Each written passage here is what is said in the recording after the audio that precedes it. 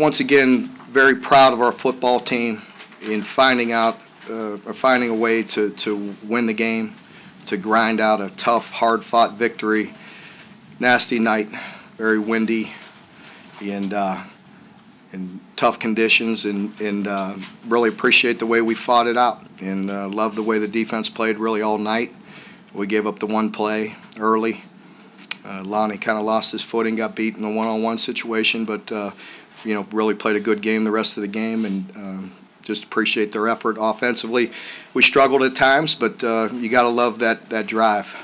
We struggled in field goal kicking, and obviously it being balanced, but when once again everybody in the stadium knew we were going to run the football, able to run it and grind out a 70 or 80 yard drive and get it in the end zone to score, says a lot about our football team and their attitude and their toughness in finding a way to win. So never going to apologize for a victory.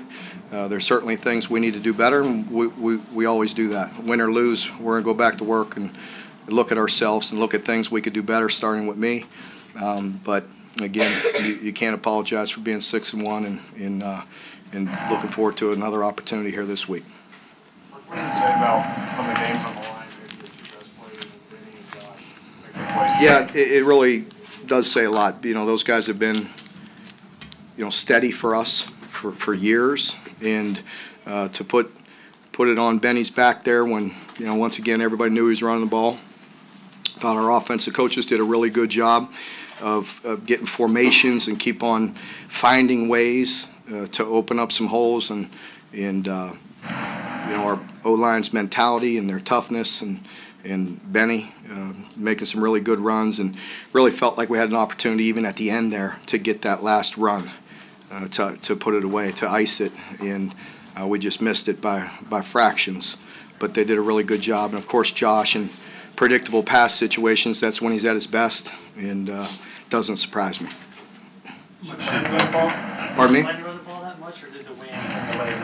Well, I think the wind and the weather, and once we got off to once again, I mean, we can't shoot ourselves in the foot to turnovers, and they had possession of the football, and we're moving it and controlling the clock, and then with the wind, it was a tough first half. We just didn't get a lot of opportunities. We got to get going. We got to get, and Terry has the nice run. We have a first down at, I don't know, the 45 or somewhere in there, 40, and put the ball on the ground. That really changes things drastically. Anyone else? Yeah. Guys are speechless tonight. Cash got a hand injury, and we'll take a look at it, do some x-rays, and see what we got to do. Was Benny, he was slow getting into the locker room at halftime. Was he hurt or sick? Or He tweaked the foot a little bit, so nothing major. Obviously, he was in there at the end. Mark, if you had a field goal on that last drive, would you have gone back to Miles, or were you considering putting a chance? I was considering putting chance in, yes. Mark, are you going to eventually need more out of the passing game in order to get to where you want to go? Yeah, for sure. What was it that just kind of wasn't clicking for Terry tonight? I think once again the possessions. When you finally get a drive starter, Terry makes a good decision on second down and rips off a 15-yard run and puts it on the ground. That doesn't help. And then we go to throw the ball and throw a little swing pass, and we put that behind us and fumble it. Obviously, you're behind the sticks all night in that kind of conditions. It doesn't help us. We can't shoot ourselves in the foot. Do you have a conscious desire to get many more touches tonight after last week? Yeah, we did. I think we all knew that. I mean, when we sat there and told you all week that we need to get back to being who we are, I mean, I think everybody knew what we were talking about, and being a physical football team, and certainly we want to throw some pass game off of that and some play action, and need to improve in that area, and we will. We'll get it going. It looked like Devontae Robinson had a nice game. He did. He did a nice job. He was in there in the starting nickel position tonight, and played quite a few snaps, and it looked like he played very good to me as well. How much did the kickoff return to start the second half? It goes for a touchdown. How deflating was that? Yeah, it obviously doesn't help us when it's a struggle and tough conditions, tough night, and and then the other penalties didn't help us as well. So we obviously we can't do that. We have a kickoff return for a touchdown and get it called back, and that's unacceptable. Does it say something about your progress, Mark, that getting bowl eligible isn't really even a big deal anymore? You've got bigger goals down the line. Yeah, I think we know that and expect that, and once again, it says a lot to when you're not playing your best in a tough night and find a way to win and just get a victory. It means a lot.